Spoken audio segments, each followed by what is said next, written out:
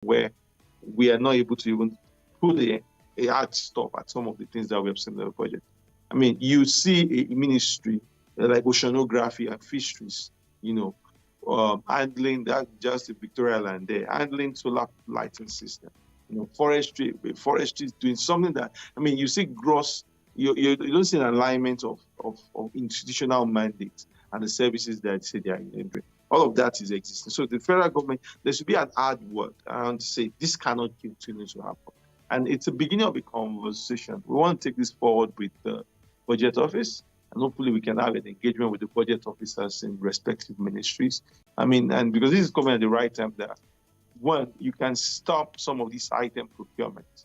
And that's why we ended up having the Ministry of Finance, Budget and National Plan. We did all of that so that the entire value chain can be handled at a single point.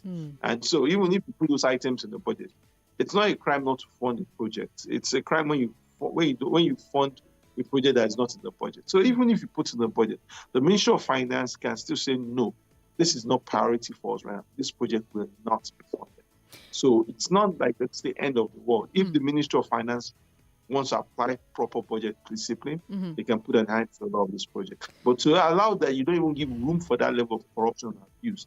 The Ministry of Finance needs to find a mechanism of combing the budget and ensuring that there are strict guidelines around the budget line items that meet the budget. We are complaining about we have too little money. We also have to put efficiency at the table. Speaking of big deals, your report also points out that you have many situations where different projects are sharing the same ERGP code. First of all, tell us what an ERGP code is, and then talk to us about why it's a big deal that they're being shared. Yeah, it's a form of confusion in there. And the confusion you have in there is that every budget item you see in if you look at the budget document, there's a specific code for each project. And so that project, and one of the things we have told the budget office is you should be able to track that budget code from inception to actual service delivery. That means if this is delivery for a solar power system, you should be able to see it from beginning to end. You don't usually see that happening. And so you can't even check the project from as it left budgeting phase, it's now in the procurement phase, the funds have been disbursed. I mean, there should be a single pipeline that should be able to filter all this through. But when you now see a single project, many projects are sharing the EGPRP code, then you now begin to wonder, I mean, is this a software glitch? Is it intentional? Because it doesn't allow you to be able to track the project properly. When you have like 5 projects sharing one ERGP code. So that's a key problem that we saw. Again, whose job is it to catch it? Whose job is it to catch that? I mean, all those jobs, I feel that it's at least, or the minimum, it should be the budget office of the Federation. I mean, the responsibility solely is on the budget offices in respective MDAs. But let's say he eludes that space. Let's say those guys are corrupt, or possibly they have their own primordial interest for whatever it is. The budget office should be that block that sanitizes the budget process. Say this item and this item, we're sorry they would not make the budget item because we don't think it's right with the institutional mandate. We think it's duplicated, or we don't even think that it's of priority to the government at this point.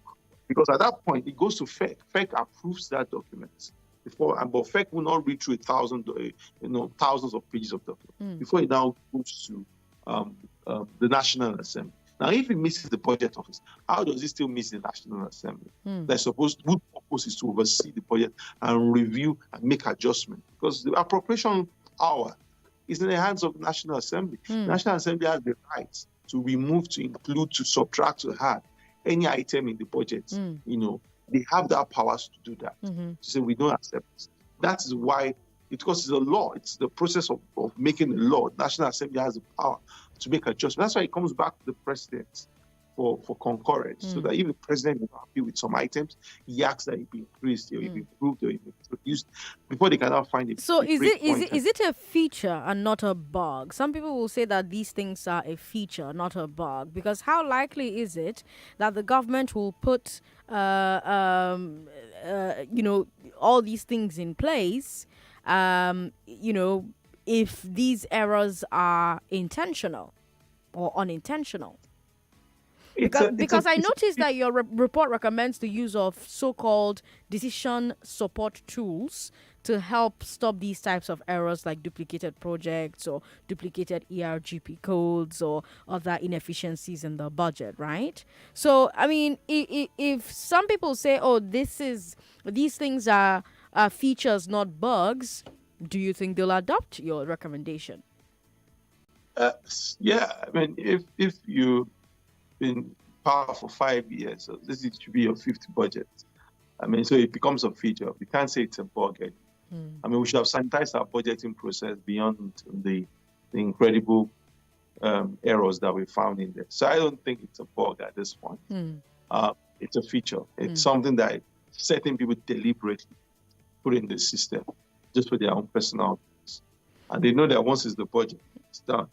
If there's no strong discipline at the public finance, and those projects will be funded under any guise, under any disguise. Now, so in a way, go ahead. In a way, I feel it's a feature. I feel and it's because let me take you back memory lane a bit. When Kemi Adeosun was the Minister of Finance, right? She said they brought up the old budget and the finance together. Right. And the whole purpose of doing that was that so that from the point of budgeting to finance, I can track every single thing that will change. And that's the whole purpose. So that's why you needed to give the budget office much more power. But our own understanding is that several ministers started, talking and say, "Oh, you're tampering with my budget, you're adjusting my budget," things like that. And before that, we left the whole system loose again. Now everybody now is able to embed whatever they think is in the budget as long as they hear the packet. So it's something that has to change. We can't get efficiency this way. We can't get results this way. I find it curious that the Ministry of Health had the most duplicated projects, 115. That's 36% of the duplicated projects, over one third. Do you have any idea why the Health Ministry budget in particular has this problem? We don't know. We don't know. We are surprised to find out too. And we're engaging with them. We'll have a meeting with them before the end of the month. Possibly to be able to understand what exactly does that mean. Don't forget that because we're in the pandemic, there's increased funding for healthcare sector. And so if that's not even our GA properly, we won't see the effect, we won't see the results. So we're shocked to find a whole lot of projects being duplicated that line. And we just want to come back to them and say why. And why are some of these projects duplicated? What are we seeing? And what are the issues? So the next phase is the institutional engagement. We're going to try. We just don't want this to be a noise-making exercise. We want to engage with the government, ministries, agencies, and say, hey, this is what we found in the budget. Are you open to reform? And we're just going to help you along what you can do different. I like how you say that this is not a noise-making project. Your report recommends that the Finance Ministry should use its powers of environment to redirect the money from these duplicated projects to other underfunded areas. How likely is this to happen? What can members of the public do to make it happen?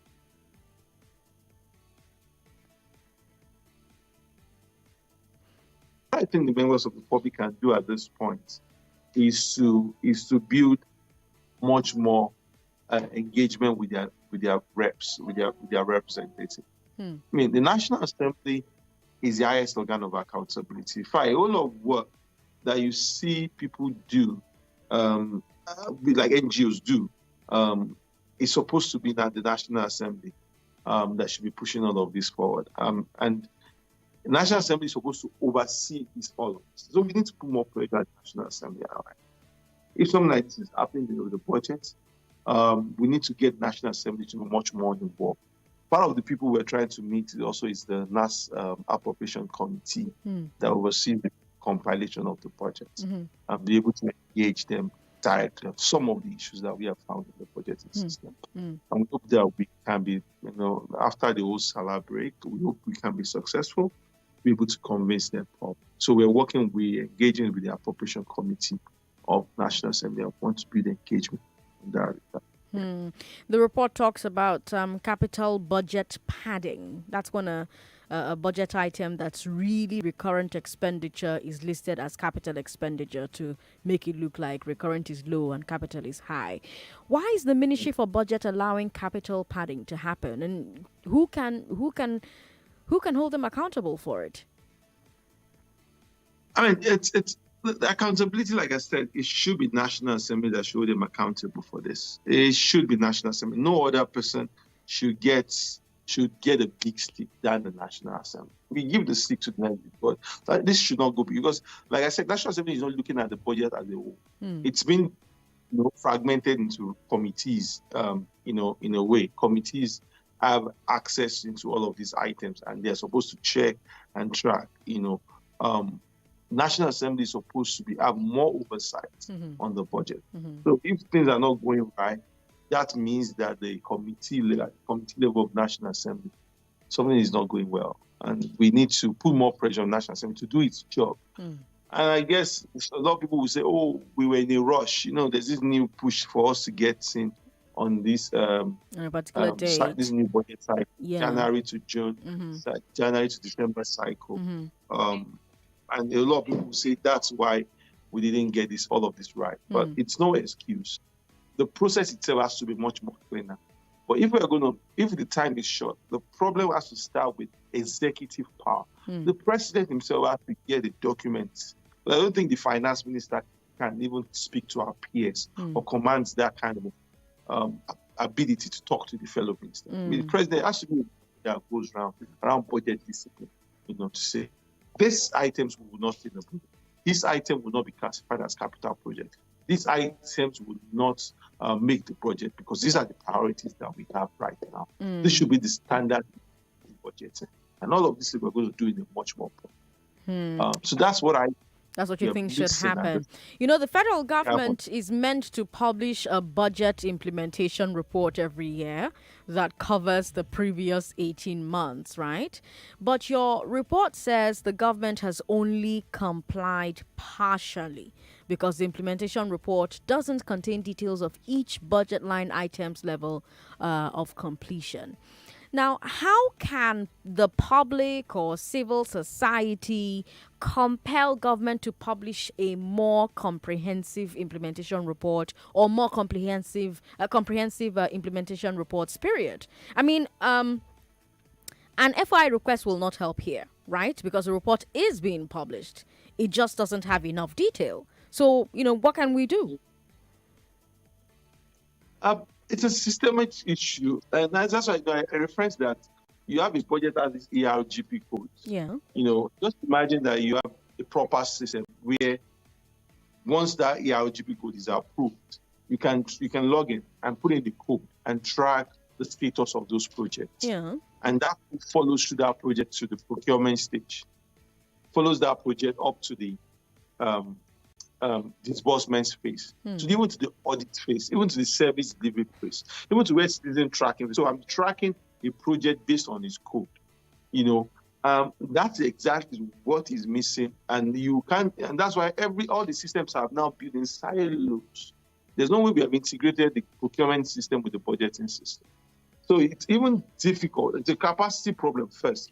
It's even because of the way we have structured our budgeting system, that if we can't get the budget office to do it as proper as it should be. So what we have to do is we have to be an integrated public financial management system. So that, because what we are left with is now gross summaries. Education budget is 80 billion, capital project release 60 billion, and we disburse 40 billion. But we want to know which items in the education budget, because that's a wide spend. I mean, are those infrastructure, which exactly things there for the education project? Those are the kind of things that we want to see and we want to question. So I feel it's a capacity problem and that the government needs to really face. And number two is something that CSOs and we need to build more engagement on all of this. I'm not always on the side of maybe the government is doing it, maybe it's a corruption problem. Yeah, corruption is people take advantage of gaps to expand corruption. But when we say capacity problem, we're able to tell government, this is the gap. Can we help you fix it if you trust us to do it? Or will you get to do it properly? The report talked about security vote. 24.3 billion naira shared among 117 agencies, some of whom are not security agencies. Why are non-security agencies getting a security vote? I mean, That's a big one. My own view, security vote is a relic of the military era. I mean, it was not something that I find compatible with the democratic system because the approach, the understanding shows that it's a huge O without accountability because you say you are doing security vote, so we are not supposed to question how the funds are spent. You can put a bit of that to maybe DSS and to say, okay, we're going to do some things in terms of intelligence that that we don't want to give a bit of extreme scrutiny to the public about. But when you see an agency that is involved in fishery, farming, agriculture, budgeting sums for security votes, it's become a huge opportunity for just, quantum stealers. I think it's something that has to come to an end. If the police is let's properly use those funds to resource the police, to do their work, to protect lives and property. Non-agencies having line items for security votes that we know get spent and that will not be accountable for. And we have seen this move everywhere. Before it was a thing of the president, the vice president have security votes, and maybe governors. Now the agencies also now having security votes. I mean, where do we actually draw the line? If you say police, military, intelligence having security votes, makes sense. Or if every line item in every line ministry that's tied security, to what end? Let the police just do their job in securing life, and let proper use of resources to fund them. Seun Onigbinde is the founder of BudgIT. BudgIT just released a report taking a look at the 2021 budget. You can find it online and read it for yourself. Seun, it's always a pleasure to have you here on Nigeria Info. Thanks for joining us today. Thank you, Sandra. It's a pleasure speaking with you too. Lagos, we don't have time to take your thoughts on this conversation we just had, but I do hope it was good enough for you that the next time you're arguing about this subject with your friends, you have a few facts to hit them with. And if you didn't pick up any on all of the details that Seun shared, you can always listen online where our podcast is available on every streaming platform. Facebook. Facebook. Wow. Well, I mean, they could have a podcast streaming service very soon. Who knows? But we are available on Spotify, Apple, Radio Republic, everywhere you stream podcasts, Google Podcasts. Hard Facts is there. Just search for Hard Facts with Sandra Ezekwesili and listen to this conversation again from the beginning, and then make up your mind on what you should do to hold your leaders accountable. Let's give you a chance to win some money on the show.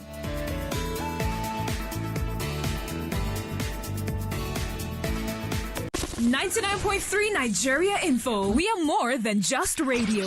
Subscribe to our YouTube channel at Nigeria Info FM. Check us out on Facebook at Nigeria Info 99.3. Follow us on Twitter at Nigeria Info FM and on Instagram at Nigeria Info FM Lagos for live updates as it happens. 99.3 Nigeria Info. Let's talk.